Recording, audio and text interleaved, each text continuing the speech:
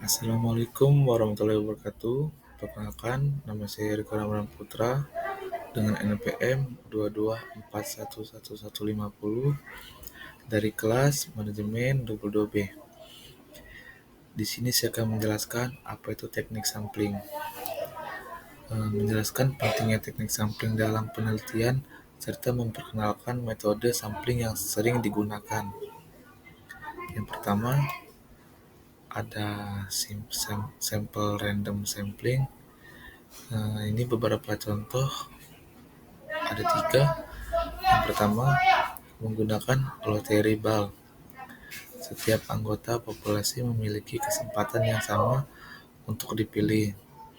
Yang kedua itu ada menggunakan coin flip. Contohnya menghasilkan data yang cukup representatif, meskipun teknik ini dianggap kurang efektif. Yang ketiga ada menggunakan random number generator. Cara paling efektif untuk melakukan simple random sampling.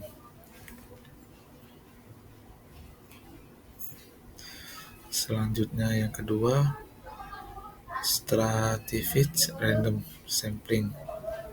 Apa itu stratified random sampling?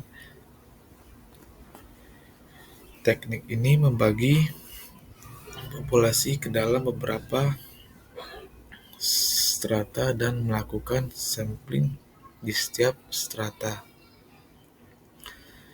Contoh penerapannya menganalisis kualitas pendidikan di suatu negara dengan membagi populasi ke dalam strata, kota, dan pedesaan. Lalu ada keuntungan representatif. Yang pertama, yang kedua mengurangi kesalahan sampling. Yang ketiga, dapat mengambil sampel di setiap strata. Lalu selanjutnya kerugian. Yang pertama, membutuhkan waktu dan biaya yang lebih mahal. Yang ketiga, susah untuk mengklasifikasikan populasi. Yang ketiga, menghadapi resiko biasa. Yang ketiga, ada cluster sampling. Apa itu cluster sampling? Teknik pengambilan sampel dengan memilih cluster dari populasi untuk dijadikan subjek penelitian. Yang kedua, keuntungan biaya yang diperlukan lebih sedikit, lebih efektif, dan lebih cepat. Yang keempat, contoh penerapan.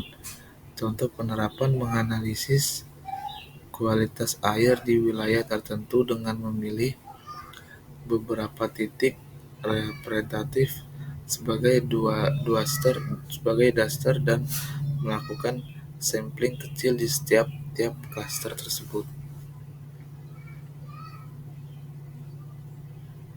Lalu ada faktor-faktor yang mempengaruhi pemilihan teknik sampling. Ukuran populasi besar cenderung memilih stratified random sampling. Yang kedua, anggaran itu seperti cluster sampling menjadi pilihan ideal ketika anggaran terbatas. Dan yang terakhir, level detail yang diinginkan. Sample random sampling menghasilkan data paling akurat dan lebih detail.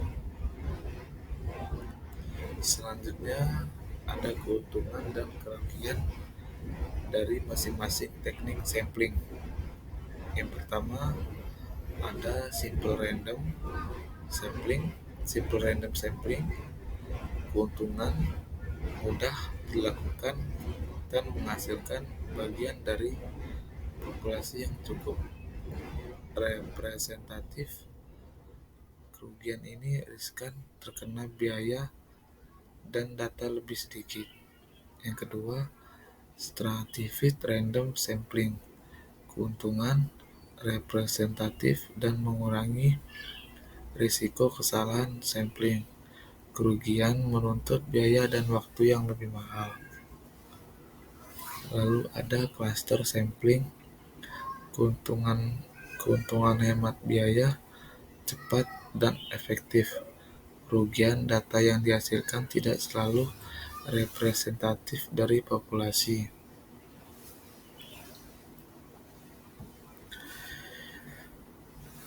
Contoh penerapan teknik sampling. Yang pertama, di gambar yang pertama, survei terhadap mahasiswa. Contoh penerapan sampel random sampling ini untuk mengambil sampel sekumpulan mahasiswa dari berbagai jurusan. Di foto yang kedua, interview method in research, mewawancarai teliti. Contohnya penerapan cluster sampling untuk mengambil sampel dari berbagai kandidat agar perusahaan perekrutan dapat memahami latar belakang mereka. Dan yang ketiga, di gambar ini sensus 2016. Ini menggambarkan kelompok stratif problematik. Contohnya penerapan stratified random sampling untuk mengambil sampel dari populasi orang yang berada dalam kelompok stratif yang sama.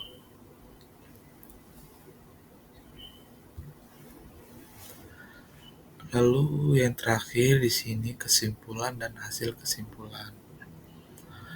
Hasil kesimpulannya yaitu teknik sampling yang tepat sangat penting untuk menghasilkan dan penelitian yang lebih akurat dan representatif. Hasilnya, dari 3 sampling, stratified ini random sampling menjadi teknik yang menghasilkan data paling akurat dan lebih representatif, dan menghasilkan data penelitian yang lebih akurat dan representatif dari 3 teknik sampling. Stratified random sampling menjadi teknik yang menghasilkan data paling akurat dan lebih representatif. Itu saja yang bisa saya sampaikan dari materi ini. Terima kasih. Wassalamualaikum warahmatullahi wabarakatuh.